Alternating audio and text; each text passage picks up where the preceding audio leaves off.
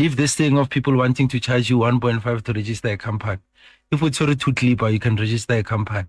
Go to eservices.cipc.gov.za and then you register an account there, and then you get the banking details, and then you send them. After you set up an account there, you're going to deposit money and use your reference number, customer code as a reference number, and then that money, getting 200 euro, is going to appear on your account. Then you register your enterprise yourself. So ideology is what drives you, right? Yeah. Why are you in entrepreneurship, right? A lot of people will say we are in entrepreneurship to make money, but what I've seen, my experience has been that money is a byproduct of the vision that you carry. If you have a strong vision, you'll make lots of money. The Groundbreakers, Mondays to Thursdays, 7 to 9 p.m. on TUT FM.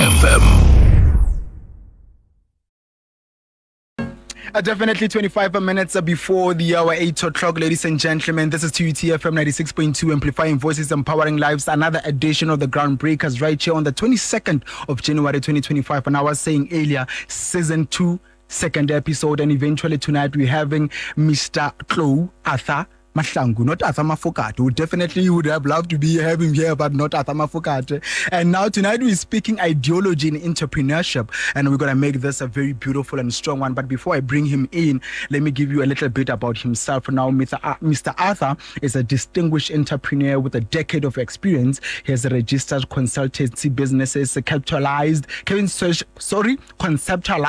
BizTweak, and eventually he won the City of Johannesburg Smart Cities Innovation Challenge.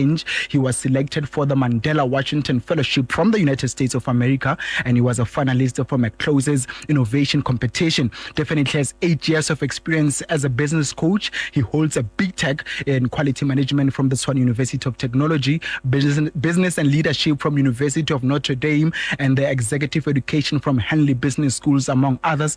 Mr. Mahlangu, good evening and welcome to TUT. Good evening, my brother. It's all How are you, my brother? You good? No, I'm doing good. I can't complain. Thank you for having me, guys. Thank you for your time. Definitely. And before we get into the heart of this conversation, I want to know a little bit about you, right? Where you coming from, schooling, and you studied here, TUT, your time here, because Bukhuns also studied here. They had a blast of a time. So you, how was everything? Can I speak, guys? Like when I'm doing interviews in Joburg, it's English and couple of speak to happen. Yeah, Molimo. Okay, sharp. No, my background, I grew up in Mamelodi. So Mamelodi East. Flaka, that's where I grew up, White City. It was Sang Street, 19443. But then later on, went to high school, Progressive College. People know it for corner for Mielen and Andres. I'm just showing you guys get happy. I'm not taking chances. And then, of course, I went to TUT, applied for food technology, and my journey started there. Studied 2 years, and then after, TUT courses in the science campus and maybe some other campuses, you need to go for work integrated learning before you graduate. So I went and I was working for I can't call brand names on here. I was working for this other particular company. Particular retail company that starts with a W. So working as a food technologist, and then my return to TUT was because I was living at I had brothers of mine, living at Res, and then we had a school fees issue. We had a school fees issue. One weekend we decided, man, guys, we must do something about it. Fast forward, we registered a political movement, and then we said to ourselves, we are going to contest. And then we contested, and then I was forced to resign from my job and come to TUT and be part of that political movement. And we won, and I went into the SRC, and then the following year we won again. And, so that has been sort of like my journey with TUT. It's been very nice. It's been very interesting. It taught me a lot of the things that I'm applying in my business life right now. is because of the lessons that I learned more TUT. And then when you were part of that movement, were you the type of people that spoke with you see when you get there guys at some point what is it with them China thing? What is it with them China thing? I think this is just a political lingo, but obviously our movement was not based on that, right? Our movement was called Radical Student Movement, and we started it because we thought we could empower the students with knowledge of what they can and can't do within the university, right? Right now, we were depending 100% on the rule book. A lot of the political movements we knew, or they didn't understand the structure of the university, the rules, the regulations, how they can use them. So we spend most of our time, our time, doing a lot of research around that and knowing how to bend the rules to make things happen. But of course, because we was engaged in that political space, you find yourself in a situation whereby you have to engage comrades on that level. Leadership. Now, because you're speaking of research, man, we made a lot of research coming into this conversation. And now because we're speaking, ideology in entrepreneurship, I want to bring up this conversation to start in layman terms, right? To help me understand what are we talking about or referring when we talk about ideology in entrepreneurship. So ideology is what drives you, right? Yeah. Why are you in entrepreneurship, right? A lot of people will say we are in entrepreneurship to make money.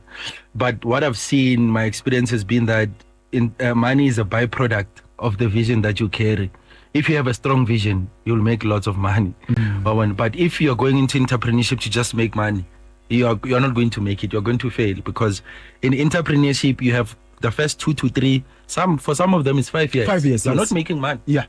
So if your vision or your ideology is centered around money, you see you're going to give up. Yeah, because true, in that 5 years you won't make it. But if you are driven by a vision that is bigger than you, that is bigger, what is the impact that you want to make in your community or in your life, in your world, in the world?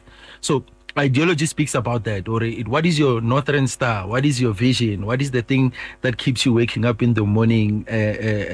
Simon Sinek will say, what is your why? Why are you doing this thing? Yeah. So essentially that is ideology in entrepreneurship. And you see a lot of different entrepreneurs doing a lot of different things and succeeding, but at the core of all of them, just take the list of the top 20 richest people in the world. You only need to Google them to find out their story and to see, this is the ideology. The ideology of Elon Musk. I know you want to say that. Yeah, I knew. Elon Musk, his ideology is how can we expand the human race beyond where we are today. True. And how can we secure future generations. And he thinks that for us to do that, we must go to another planet. We understand. Yeah. So the ideology of Jobs was he wants to build something that is going to make it easier for people to assimilate the use of personal computers, PC. Yeah, true. Design. He was obsessed with design. Yeah.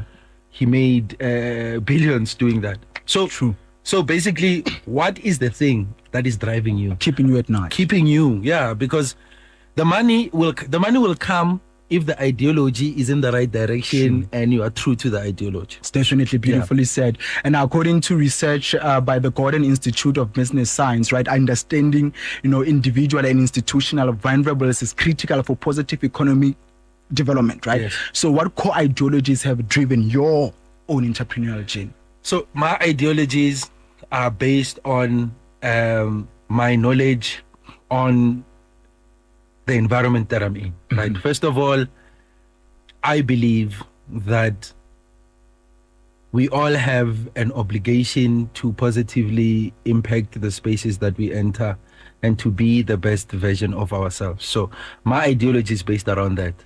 How do I become the best version of myself? And how do I positively impact all the spaces that I go into? And positively impact meaning when I get to a space, I find problems. How do I solve these problems? True. How do I positively impact the space? And when you solve problems, people pay you to solve problems. And that's how you make money. Yeah. So money in that cycle is a byproduct of me having an ideology of positively impacting the spaces that I go into, but also being the best version of myself. So every year, there is a question that I always ask myself in my head, Ore, are you who you say you are? Right? Ooh. Are you who you say you are? When you're alone, how do you measure who star? What have you done to show yourself that you star? And I love that. Sorry to cut you off like that. I always tell people that, you know, you can lie to the world, but you can't lie to yourself. You don't do that. You can't lie to yourself. If we're not a star, and happy you can be star 2023 fella that it's No, I'm gonna star. Yeah. Keep signing. Yeah. True. 2023 shine, 2024 shine, 2025 shine. So that my ideology is built around that. Are you who you say you are? In my head, that is a question I always ask myself.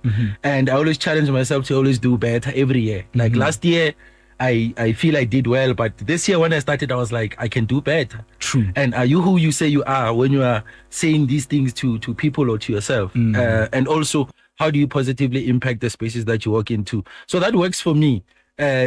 Minus the conversation of money in my head. Yeah. But I know, I'm not saying more money is not important. Very important. Very important. But if you are in entrepreneurship and your center of everything is money, you are not going to make it. You're not going to make it. I remember Rotmanaka, I think 2013, opened up a Stalikinyana. Very flourishing, but after a couple of months, Kalabari Kavel and all of that, business went down. Yeah. Business went down. It's because at the center is, okay, I want to start a business so I can make money. So once you start making money, you have achieved your goal. You have nowhere else to grow to. Yeah. And then you start spending that money and that business will fail. So if you have a vision that is bigger than just making money, you are always striving towards that vision. Yes, you will make money, you'll spend the money, but the vision will drive you. It has to be very big and beyond yourself. Now, let's look at this ideology in the context of your business. I suppose personal values then play a significant role in shaping business practices and even driving ethical decisions, right? Sure. Talk to us about your personal values or how they have influenced the way that you conduct your own business. So I hold a couple of values, that I will share. Of course, one of the values that I hold is one of self-development. And of course, it aligns with the ideology, right? Self-development.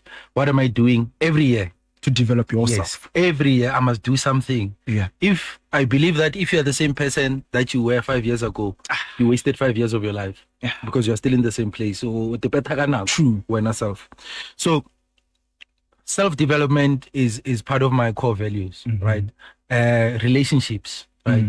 Being able to connect with people. True. I enjoy that very much because I have become sober enough in my mind to know that all the things I want to achieve in my world, I will not do them alone. Yeah. I might be the smartest. You're not the man, but you'll never be able to do these things alone. And another one is transparency, and transparency within and transparency without. One. Or how am I treating myself? Am I being true to myself? And the other one is honesty. And of course, there's a distinction between honesty and transparency. True. Yeah, definitely. Honesty is you ask me a question, I give you an honest answer. Yeah. But transparency is I see you don't have the correct question to ask. Yeah. So I'm volunteering the information. True. I'm being transparent. So I could say those are four of the core values I hold dear, self-development, relationship building, honesty and transparency. On the subject of honesty, how important it is for one to be honest with themselves. Because I feel at given a moment of time, people are not really honest with themselves. They're not. I spend a lot of time on social media to just understand what is the thinking of the time, because you social media, if you're not too caught up in the scrolling and you're observing, you get to see how people see themselves, and many of them at the same time. So honesty, it's hard to be honest with yourself because, first of all, being honest with yourself means that after you find whatever it is that you find, you must do something. Yeah.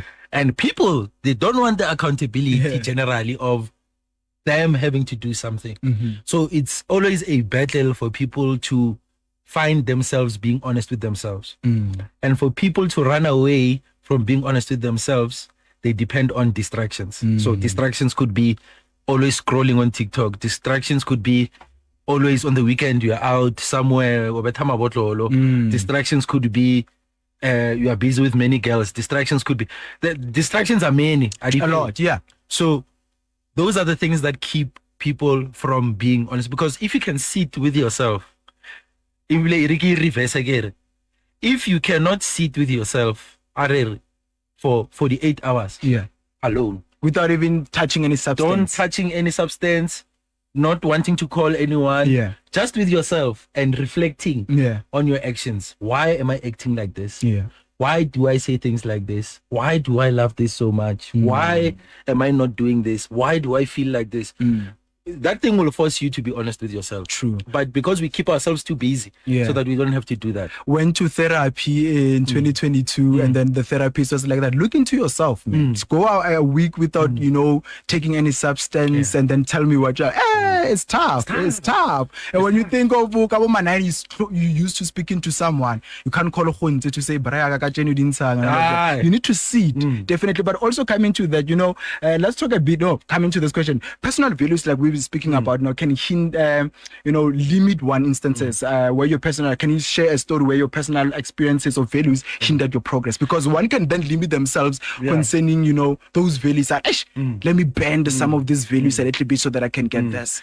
Yeah, I mean, I've had so many times where let me answer it like this. Values are supposed to be malleable, or they're supposed to change when you are presented with new information. And I had a problem of holding on. I was too rigid to what I believed in. Hey, this is what I believe in, and I understand. But then with time, you meet people that show you the error of your ways. True. I couldn't grow in business, meaning I couldn't network with people and connect with people because I held certain values. And whenever I was presented with new information, I couldn't accept the information because it went against the values that I held. But then I had a friend of mine who worked on me, and it wasn't an easy task for him for years to show me, Emon, the reason we have principles and values is because we learn things about ourselves and we learn things about the world, and then we assimilate them. But it doesn't mean that those things that you hold, you are imprisoned to them. Whenever a new idea comes and that idea can be evidenced, is logical and has proof that your current value is not working for you, you need to change. You need to change. And that was the hardest thing for me to accept. I've built these values. I know they're working. And for someone to come in from a different perspective and say, okay, it's working, but you are hitting the ceiling here because you are not evolving your values. So that was something that I learned, and during those times of SRC, that was the time I learned commander. As a commander. And I always say that for you to learn the true you need to unlearn everything that society has taught you. Now I was speaking to a friend of mine today, and then I was saying, I have this value. It is my principle. I stick by it. If you don't talk for 2 weeks, I choose, I delete you, chief. What are we doing? Because people are busy. We understand that. But I go to sell it. We don't do that for almost 2 weeks. Cut you off, man. So now let's talk a bit about alignment of business decisions with entrepreneurial ideologies. Do you think they could lead to a greater consistency in the terms of the direction that the business is heading into? Yeah, of course, because you remember in business, if you have the ideology, it means you have the vision, you have the north and star. If you are not aligning your first of all, your personal values with the ideology for the business, and if they are not clear, it's easy for you because there's so many things that happen in business. There's so many opportunities that come up. There's so many people that you meet. There's so many. And if you are not clear on what your values are, what your Northern Star is, what your vision is, it's easy for you to find yourself in deals that you shouldn't be in. Because they don't align with not only your personal values, but also with the ideology that you are putting into the business, what the business is supposed to do as a formation. So if you don't have those things right, and your personal values need to influence your ideology in entrepreneurship. They can't be separate things. Because then someone is lying somewhere. And also you are starting that business because you want to solve a certain problem. and then you are creating this ideology that aligns with the problem you want to solve. And then you know that you have the skills to solve that problem. Or if you don't have the skills, you know how to find the skills to solve the problem. And now, what about the instances where we have major economic shocks that ultimately, you know, affect the normal running of businesses, like COVID? We had COVID, right? Or in an instances of political arrest at the 2021 looting. Somewhat. What role does, you know, ideology play in such instances? It goes back to what we were saying about how do these events add, or how do they add to the ideology that you have right now? So the outcome of whether your business is going to survive or not in a time like COVID depends on, can your ideology withstand every time? Can your ideology withstand the time? And it goes back to what we said earlier: reflection, honesty, transparency. If you see that your ideology cannot withstand the time, how do you get more information to tweak this ideology so that it is aligned to the time, so that you are able to survive the time? Whether it's political unrest or whether it's an economic shutdown caused by diseases or outbreaks, how do you tweak your ideology? And this is a ever moving train. It's not who you have the ideology and then it's built, then you are done. But you always need to put your finger on the pulse to test it, to see where Now, given the ever-changing business landscape, are entrepreneurs often confronted with challenging of adjusting their ideologies to better switch the running of business in the changing economy and political landscape of the market? So now, if you look at the Global Entrepreneurship Monitor survey, right, it will tell you that business with strong ideological foundations tend to perform better over the long term. Can you attest to this? And looking at that, do you believe that having a strong business ideology is definitely crucial for long-term success? I can attest to that, because even in my business, my business, the ideology that I started it on was to solve a problem that I had and that I saw other entrepreneurs had, right? And it's linked to my personal values of my personal ideology of impacting the spaces that I go into. So my business, BizTweak, is based on making entrepreneurship easier. How can we make entrepreneurship easier? And this is based on the fact that I started in my first business, the business Make Money. I registered the business 2014. 2015, the business made money. Things were nice. 2016, the business failed. Understand? I'm back home, lost everything in my grandmother's back room, and then Kinzimo, but why did I fail? Then to find out, it's not only me who failed, but there are many other people who are failing and who have failed like I have. So then the vision started there to say, the question I asked myself is, this thing of entrepreneurship is hard. It's hard. How do we make it easier? It needs courage. Yes.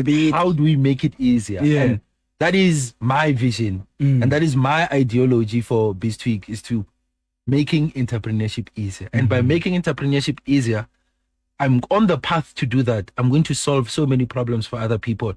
And as I'm solving those problems, that is what they're paying me for.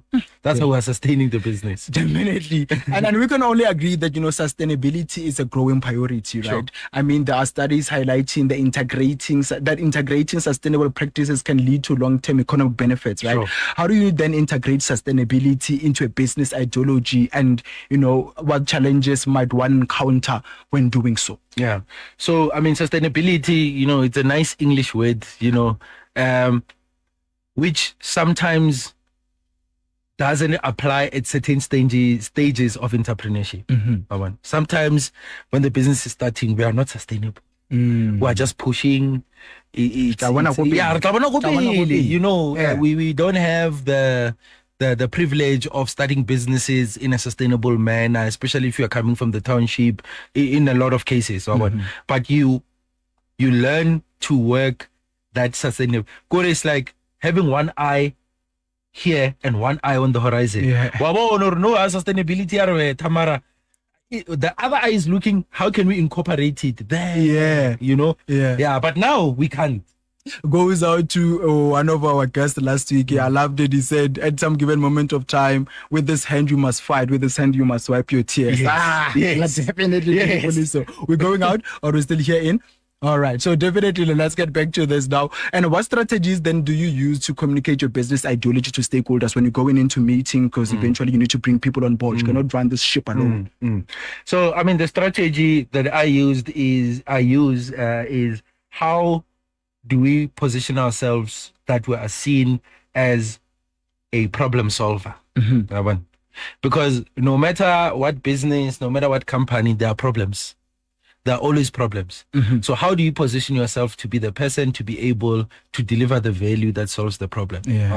And understanding, taking the noise away from everything and focusing on, guys, from my view, these are the pain points you are feeling.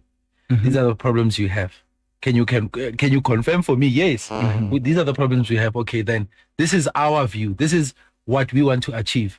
But on our way to achieve that, we can solve these problems for you on the way. We can partner with you to solve these problems for you today. So we don't try to complicate things. We're just trying to drive positive impact in the entrepreneurship space by disseminating information and by collecting data in the space and solving the problems of our stakeholders in the interim as we do so. Definitely beautiful conversation that we are having here, ladies and gentlemen. We'll definitely continue with it. It is definitely 8 o'clock. Please don't go anywhere. We take a quick break. We'll be back. Hi, Tlou. My name is Lesedi Masilela from Mamelodi. I want to ask this question. How do I begin an enterprise while I'm still busy with my studies?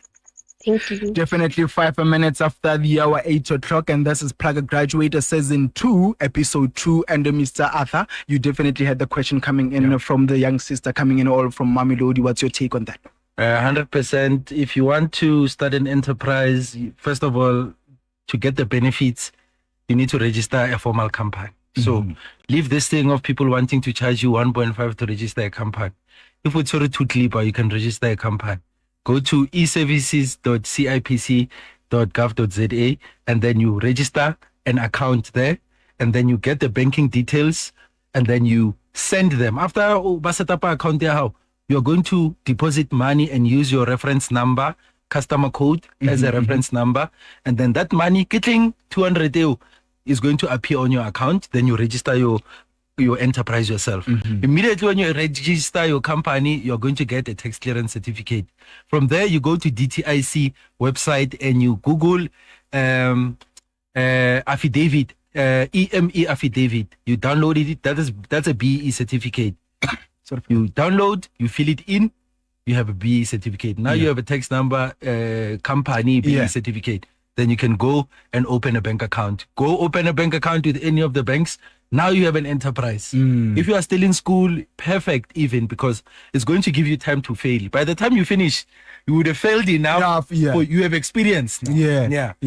Experience to So Otuamo, go to the NYDA offices.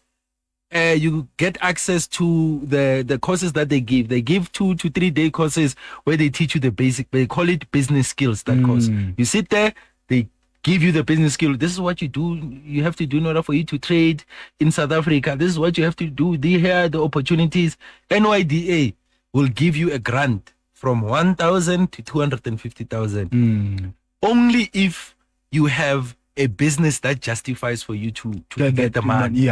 So, Saloko Skolong, you have all the time to fail and apply about decline or change, because that is the path of starting an enterprise. And before I take another question, I want you to repeat that first link, because we don't want to call people with their names. When you get into the internet cafe, there's list business registration 1.5, certificate 200 something. We put through me bra. So I want you please to repeat that link so that people, I'm sure, ladies and gentlemen, you are having a pen and paper, you're jotting down this every piece of information that you're getting, because it's going to go away. eservices.cipc.co.za. So Company and Intellectual Properties Commission is CIPC. You go sunny side. La utlwa ka le direction. If you go Hopla Sunny Park Mall, go di mugwa. Honele a kiosk ya CIPC. Sankeria. Sankeria. Over there. at the top, you get a kiosk, yes, CIPC. You can register your registering a company, guys, is 175 rand. If you have 175 rand, you can register. You get inside your bank, whether it's the red one or the blue bank or the green bank. You go in and you give them 175 rand, deposit this money. Here's my reference number. Or register an account to go CIPC. It's like starting a Facebook account. If you cannot have a Facebook or Instagram account, and people should have companies. Blog every month, new account. Every account. Punza. Kim game no create any profile. Mara I can register a company. That's why I better it's a bit. One tell abara tonziri that then available will barriga. One blog. Tumza le pa. Tumza you can't get away. Tumza can't tell a god. 5 accounts. I'm 15 in a year. We put them on the SIM card. Now coming to another question, we do have Lisiba Malope or from Block KK was saying, because now you were speaking of distractions that one can hinder other person, was saying how can one avoid all of these distractions because they are really addictive and it's tough to leave them? You have free will. You have let me about the process that I went through. I was forced at some point to give up distractions because the business failed and the people I thought were my friends were not my friends. Yeah. It's only when the business failed that I realized you're like, people were here because of what they thought they could benefit or what, you understand? One. So I was forced into that corner of now I can't go to those guys because I know who. And I can't do that to myself, knowing who they are and go there. Yeah. So I have to be by myself. Yeah. But that forced me to stay away from distractions. 2, last year. 2024. Last year, 2024. Bad year, man. Bad year. I took an oath to myself and said, my brother, we are not going to drink alcohol. We're only going to drink alcohol in November. I spent the entire year not drinking alcohol. Because in 2023, I saw Hore, hey man, this thing is taking my time. Definitely. This thing is occupying me, is distracting me. I need to be better. Yeah. 2024 I took, and it's tough because the moment Lisiwa, you decide that you want to do something, the universe then want to the day you decide, I don't want to drink anymore. Yeah. Within an hour, they will call you. You understand? Yeah. But you have the will. If you really want to stop these distractions, it's only upon you. Where there's a will, there's a way. Advice until Morana Jeso comes back. But if we're not inside, you're not ready. You are not ready. Yeah. You're not going to do it. True. And then I love that when you say, if you're not ready, you're not ready. Today, actually, in the morning, I was reading some philosophical thing, and it was speaking about, moving on from relationship and whatsoever. They say throw a coin in the air. If it lands on tails, you hold on. If it lands on heads, move on. But what's important is that when that coin is in the air, you already know what you are hoping for. Yeah. That is the real. What are you hoping for? Yeah. So definitely. Now we'll take another question in coming from Makwena Mahoka from Tembisa. Sorry for that. And they're saying, how did you live the Kasi life from Mamelodi and push until you reach where you are now? So Kasi life Mamelodi, I escaped it because my Negetana Skolo Tropo. Yeah. You understand? So Hotana Skolo Kamota gave me a chance to see other kids who are doing other things. Yeah. But the key thing was when I started my first business, I was living in Josi. Okay. Ne? In my own apartment. I had my own car. Yeah. But the business failed. When the business failed, I was demoted to the back room of my grandmother's house in Atteridgeville. Oh. Peli. Pelenda. Yeah, Kablomi logo Peli. No, I cannot style. So, and what is the lifestyle of people who and I I know this life. I lived this life of being unemployed and sitting at home. Going to the park. Going to the park, sitting by the park, talking about things that they are just stories, lying to each other. True. Going to the Pakistani shop.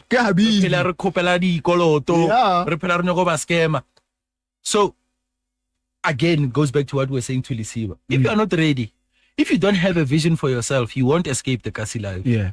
Because a lot of the lifestyle that is pushed kokasi, it's a lifestyle, people who are not really thinking past 5 years or 10 years or 15 years.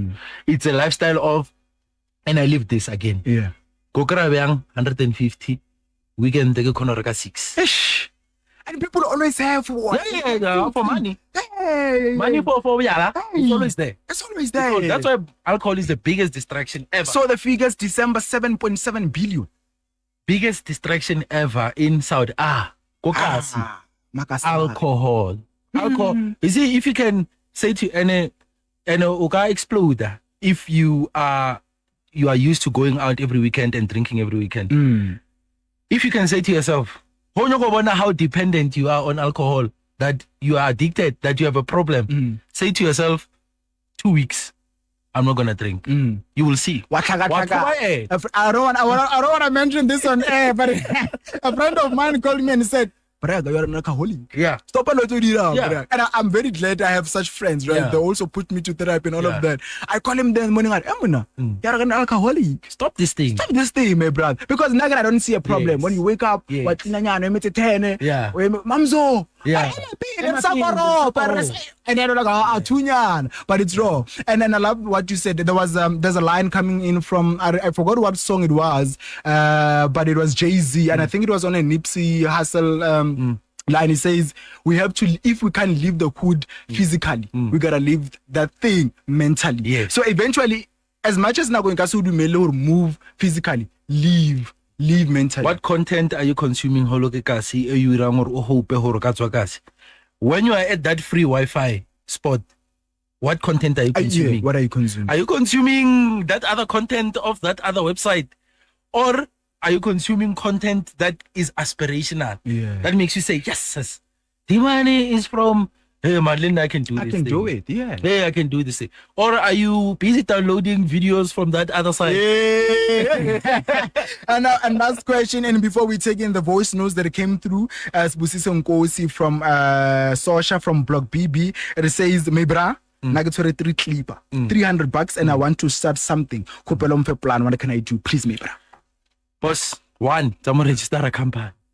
175. Yes, 175 EO. Register a company.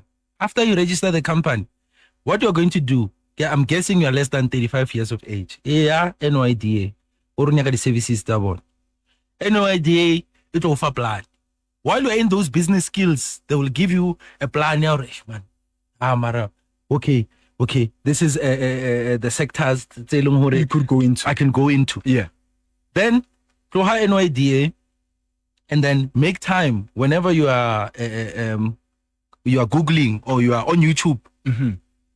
Just Google things, something like the top 10 sectors in South Africa, or top 10 sectors government focusing on in South Africa, top 10 sectors for youth to start business in South Africa. That it's going to give you a direction. True. And for every sector that will come up, there is a developmental financial institution that will fund you. So for every sector of the economy, all the sectors of the economy you can think of, energy, logistics, there is a government entity that has money waiting to fund youth and to fund people with viable ideas. But you will never, ever get that funding if, one, you don't have a registered company, you don't have a tax clearance, you don't have a B certificate, you don't have a bank account. And then before we take the voice notes coming in, I just want to say it goes also with coming to university. I think we have to stop this thing of going with passion. Yes. You need to look into the sectors that are eventually a lot of stuff is needed from it, because I think music rare album eventually. No. Understand that. It's passion is you have to look at what does the country need. Yeah. Because what the country needs is where the money goes. Give you an example, like USA. Yesterday, the president, the new president, signed into law a $500 billion infrastructure fund for AI, artificial intelligence. It's because the country needs that. Yeah. The country needs to be number one in that. Yeah. So in South Africa, they have what they call special economic zones, SEZ. Where long hore, each and every area, whether it's Pitori, Limpopo, they have things that they are focusing on to say, here in Limpopo, we're focusing on mining. Yeah. We're focusing on agriculture. We're focusing. We're not fit on your rapper. But So we look at Rustenburg there, so you should Yes, tell people in Rustenburg. Rustenburg to make Everywhere. sure they look at that. Let's take another voice note coming in from our listener. Hi, Arthur. My name is Faith from Hammansground. I have a quick question. Do you think it is advisable to go for food technology in this day and age? I want to know that's what I studied. Yes. Yeah. Yes. It is that you need to remember food, no one will ever go on leave arasaja. So food technology as a career forever and ever and ever and ever will be relevant. Laba ka o roba pele. Laba ka o roba, you are going to eat. Lelo ro ja hanyane maro je. Yeah. So food technology as a way to secure your future, and it will always be there. And in fact, there's a lot of money going into that space because of localization. Running Kisa on the entrepreneurship side. Yeah. As a career, it's a secure career. I'm from food technologies background. I worked for these companies. But what you must realize is that food technology, because it's a secure career, it's also a risky one in terms of time, because people are eating every day. 24/7 Yeah. people eating. So that means your time, you're going to be working. I used to work about 2 weekends a month while I was working for that company. I would work Monday to Friday, 7 to 5. Then I would have to come in 2 weekends a month to work the weekend because it's just too much. But on the entrepreneurship side, there's a lot of money going into localization of manufacturing. Yeah. And localization of manufacturing and processing also includes food. So you can, if you have the experience, you can go into that space and get money to be able to start small food factories. For instance, if I had the time and the you know, the time to do this, I would look at what is the thing that one thing that mokasi ajiwa tata. Something like what? Cheese. Yeah. Hogera factory ya cheese somewhere mo. Wa pompa di phaza tsotletse and everyone ka cheese ya how. You are localizing. The government will support Look you. into mums. How many puzzle shops are there in mums? They will support you. So Yeah. how are you looking at the areas that you are in and identifying the opportunity Bawon, on the entrepreneurship side? Yeah. Another one coming in. Hi, Mr. Mahlangu. I am Tepi from Extension 1. How can a matric graduate succeed in the world of entrepreneurship? Yeah. So one, I don't know if you just graduated matric or Kalole go matric. Just signed. Yeah, last trial. If you want to go into entrepreneurship, you need skills. You need the knowledge of the space. What is happening in the space? And again, it's the same answer feeling the previous voice note. The first point is you have to register a company, because once you are on the path of entrepreneurship and the opportunities come, no one is going to wait for you to go register a company. Yeah. But Lord Chief, no. Are you compliant? So you need to identify the areas where entrepreneurship is being supported. I spoke about NYDA. For Gauteng as a whole, there's Gauteng Enterprise Propeller, where you can go and receive business support. And then you also have entrepreneurship programs. So there is under the BEE Act, Triple BEE Act, companies that make over 100 million a year need to spend anything between 1 to 3% of their net profit after tax in developing entrepreneurs. They have to. If they want to do business with government, they have to do that. So there are always entrepreneurship development programs where they are looking to develop entrepreneurs, because they have to spend that money. Definitely. So you need to go out there. If you're a matriculant, LinkedIn, LinkedIn account, create a LinkedIn account, and look for these opportunities. Yeah. Go to LinkedIn and search for entrepreneurship development programs. Go to Google, search for entrepreneurship development programs in South Africa. You will find them. There is no shortage of skills development in South Africa. For every skill that you need to develop, there is a program somewhere. Definitely. Yeah. So register the company, find the areas where you can get the skill. If you want to go into entrepreneurship, you need to network, and you can't network if you don't have profiles online. People can engage with you online. Tlohelang taba hore le busy ko Facebook, le posta di meme. Barata mona. Mara Yeah. Mara alena LinkedIn. Yeah. LinkedIn. Yeah. That's true. where the professionals are. That's Definitely. where when I need to meet with someone, I want to meet with someone and I don't know them. I go to LinkedIn. Yeah. I type their name. Yeah. I see who are our mutual connections. Yeah. I click there. I see who this person is followed by 10 other people I know. Then I go to those 10 people. Come on, I want to know this person. Hey. Come along, introduce. Yeah, true. And then they introduce me. And I love what you're saying there. Even Dr. Nasipi Moya, who's the mayor of the city of Tshwane, I think on Friday will be in Cullinan Refuge in the east of Pretoria, something around that. I'll make sure that I get that proper information and give it to those people so they make sure. And we definitely have to apologize, ladies and gentlemen, to cut this conversation short because our gentleman here, businessman, has to attend to certain meetings. We'll definitely have to invite you again so that we finish off this conversation. But in the minute, just close it up for us. The things that I've managed to do, you're reading out all of these things I did, graduated this, went to USA. Build them again as time goes by. Yeah, USA. I didn't do them because I am a special breed of what from where. My story is not different from everyone. I'm from the township. You understand? Yeah. I lived in Mamelodi in the township. I lived in Atteridgeville in the township. I just had the desire to do more for myself. And once you start exercising the desire to do more for yourself, you will see the universe and God will work with you. Yeah. There are so many things for me to end up in America. The way that it happened, if I tell you, you'll never believe me. And I never thought in my life that it would happen that way. I always wanted to go, but I never thought it would happen that way. And I met one guy, and I was in an area where I was not supposed to be. And I was there because someone couldn't make it and they sent me. But it's an chief. You see that coincidence? Yeah.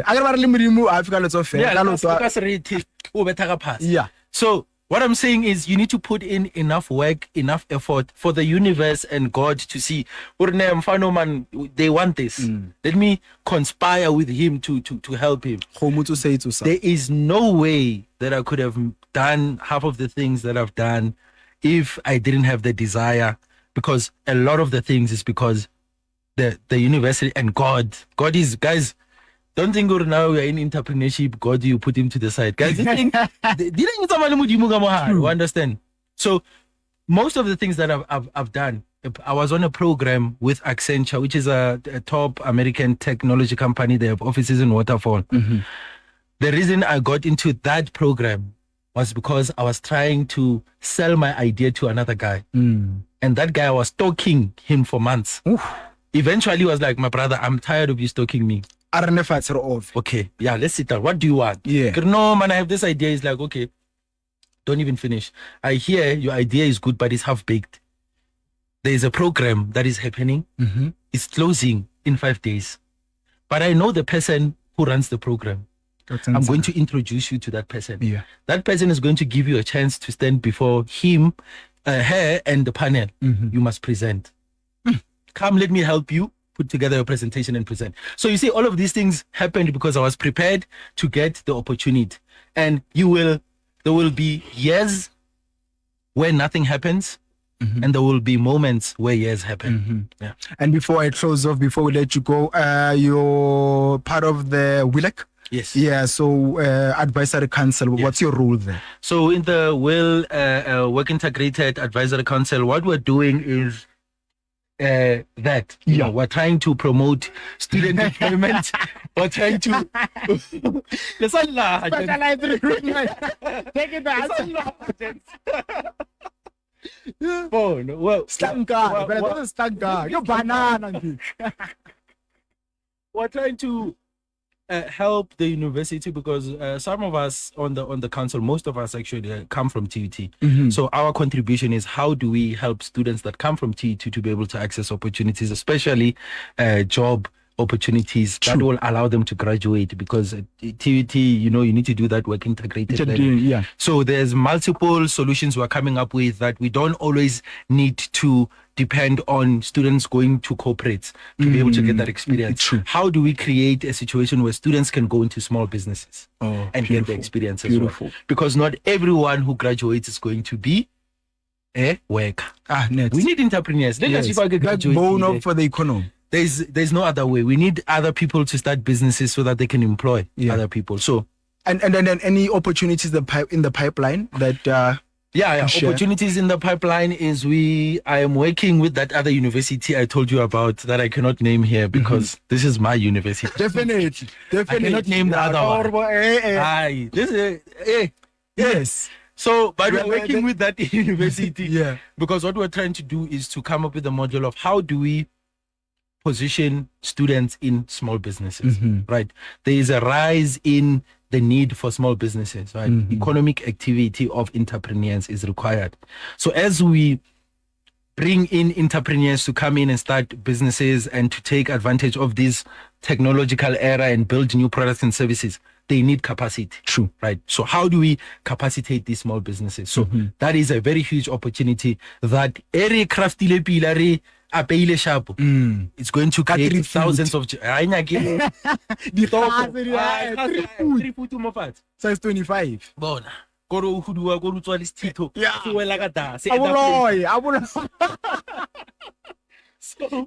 So it's going to create thousands of jobs, and we're also trying to create the same model in the WILEC or what in the advisory council to say how do we create a channel where TUT students can go into small businesses and for them to capacitate those small businesses and get experience. And in that, how can we, because TUT students stand the best chance to build the best businesses because they are what? No, but we're the best. We're the best. Yeah.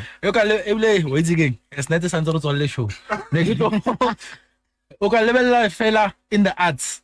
I can go as department. Level arts, level music, film, Showmax. I can show you 10 guys that are on Showmax and Netflix that went from TUT. I can show you 10 guys that are on radio that came from TUT. I can show you TUT. You can even me. I'm sure.